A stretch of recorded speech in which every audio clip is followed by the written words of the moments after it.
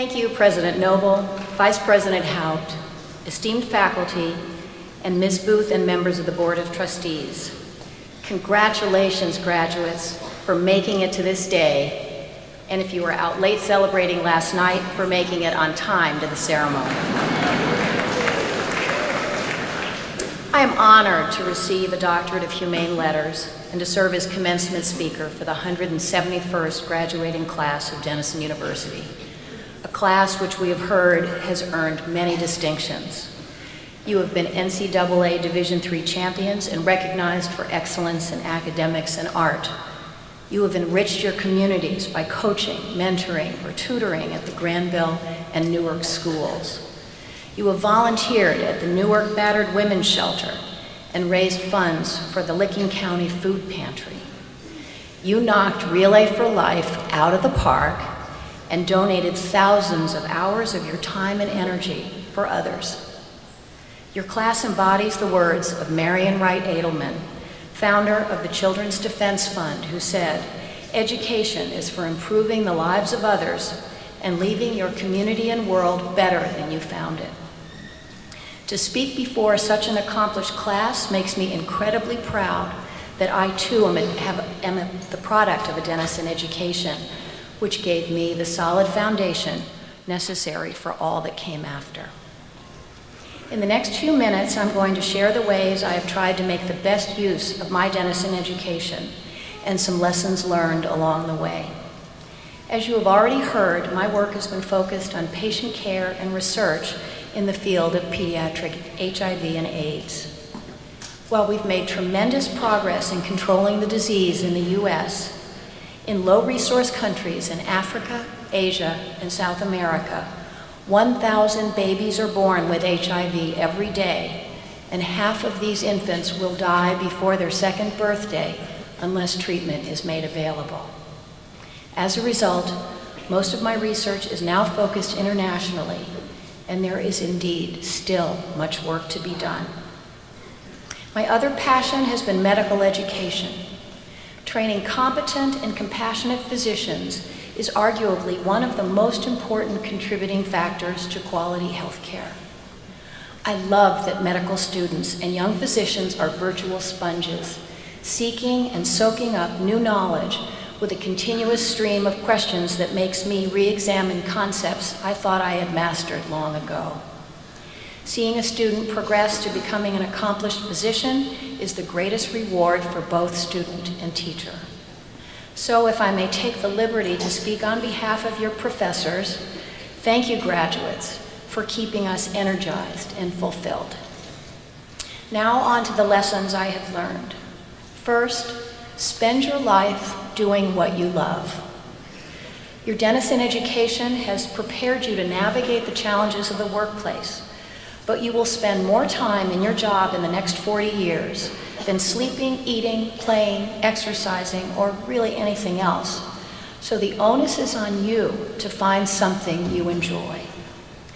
I feel fortunate that most mornings I wake up looking forward to the day, but if you find your job is not fulfilling, change directions before you feel you can't afford to redirect your career. Time already invested is a sunk cost which you can't get back, so use it to better define what you really want to do and venture forward. One of my pre-med classmates at Denison eventually realized that he much preferred music to medicine and went on to become a highly successful band leader, musician, and entrepreneur. Had he continued to pursue medicine, he would have been an uninspired doctor. But to see him perform with his band today is to see a man truly happy and successful in his career. Second, continue to learn. Nothing is more effective at holding enthusiasm for your work than the "wow, I didn't know that" factor. When I began my training in infectious diseases, no one knew exactly what caused AIDS, or even that children could be affected. From learning that a new virus caused the disease, to how it was transmitted, to the development of drugs to treat the virus, this disease has written a new chapter in medicine and history. I've seen HIV go from a rapidly fatal disease to one which is chronic but manageable, like diabetes, for example. And now I attend my patients' graduations instead of funerals. Being part of this steep learning curve has been exciting and gratifying and keeps me hungry for the next big discovery. Third, be resilient. Did you know that Thomas Edison made 1,000 unsuccessful attempts at a light bulb? And R.H. Macy had 7 failed businesses before opening his flagship department store in New York City? That Walt Disney was fired in one of his first jobs because he lacked imagination? The things these people had in common was their resilience, seeing failure as just a temporary setback which did not prevent them from trying again and ultimately succeeding. Progress in any endeavor often requires taking risks because the best path forward is usually not obvious nor a straight line. I've worked on plenty of research projects which didn't turn out as expected or have been outright failures, but these experiences taught me as much or more than the ones that succeeded. By examining on a daily basis what you've done well so you can do it again, as well as how you could improve on what didn't turn out so well, you can be your most effective teacher. Fourth, work with others. Most of my research has been done as part of a collaborative team where many researchers design and enroll patients in clinical trials for the newest drugs to treat or prevent HIV infection in children. This group made one of the biggest breakthroughs of the AIDS epidemic, showing that treatment of HIV-positive pregnant women can prevent transmission from mother to child, which is by far the most common way that children acquire HIV.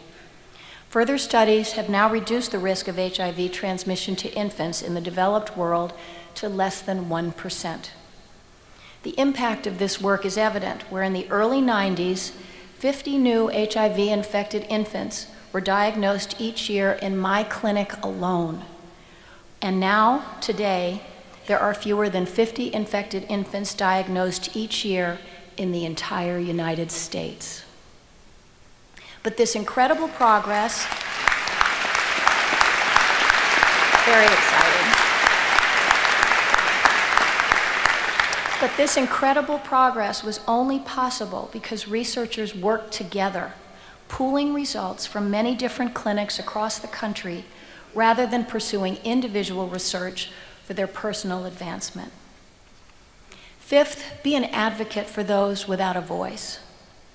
Early on, when little was known about HIV and the public lived in fear of being anywhere near someone with HIV, as you might feel today if anthrax spores were sprayed through the air conditioner in Slater. One of my patients, a 10-year-old boy named John, became the first school-aged child diagnosed with AIDS. Just months earlier, national news was made when Ryan White, a boy with hemophilia, who became infected with HIV from a blood transfusion, was barred from attending school, and 3 brothers with hemophilia in Florida had their house burned down when they tried to enroll in school. To prevent a similar calamity, John's school superintendent asked me to educate the staff and community about HIV risks. The word about a child with AIDS quickly dominated the headlines and the community panicked. While it was unsettling for me to face such hostility, I could share reassuring data that HIV is not spread in the school setting. And as luck would have it, I happened to be 8 months pregnant. Since most people recognized that I would not want to jeopardize the health of my own baby, I could visibly demonstrate that there was no risk to being around children with HIV every day. This helped calm the public's anxiety and allowed John to return to school for the last year of his life.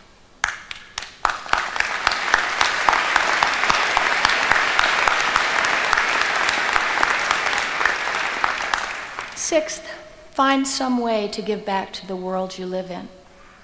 I say this with the knowledge that this is second nature to most of your generation. Many more of you donate time and energy to those in need than when I was a student here. And you should be proud of that. But it's easy to get on a career track and lose sight of that altruism.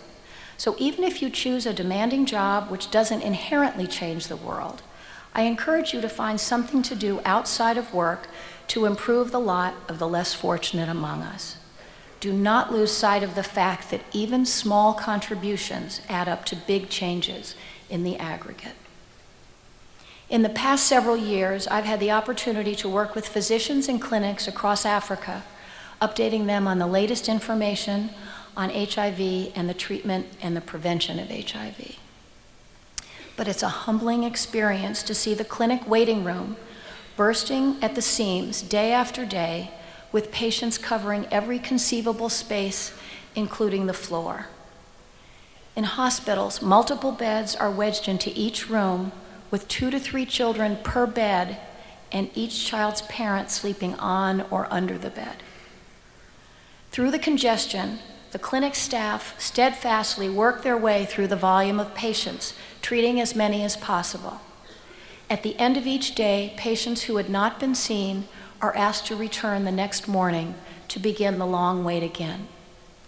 As you can imagine, healthcare worker burnout in these settings is high, resulting in an exodus of doctors and nurses, leaving far too few for the enormous number of patients. In one clinic, the ratio was 4,000 patients to each doctor. And yet, these few medical workers made a difference for so many.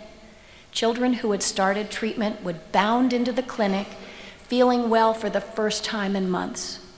And pregnant mothers smiled with the optimism that medications could prevent their unborn babies from becoming infected. These individual victories galvanized the workers' resolve to keep going day after day in conditions which would be deemed unacceptable in this country. Seventh, sequence your life. Most of you are used to doing pretty much what you want, when you want. However, when you enter the working world, your free time will be a fraction of what it is today, and you may need to put some of your activities on hold temporarily to make room for higher priorities. The discipline of setting priorities will be hardest for those of you who have successfully juggled and been high achievers in all areas of your life. After college, you still may be able to do it all, just maybe not all at the same time. It's about being willing to sequence things. The earlier you accept that Wonder Woman and Superman only exist in the comics, and that setting priorities is not a compromise but a choice, the less angst you will endure. Eighth, never forget family and friends. I agree with the New York Times columnist David Brooks, who says, "Think hard about who you marry. It's the most important decision you will ever make."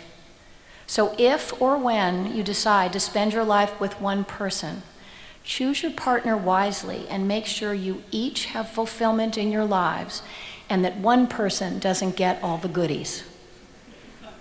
My husband Peter and my now adult children, David and Hillary, have been the biggest enablers of my life, and I never could have survived the challenges of the work-life balance without them.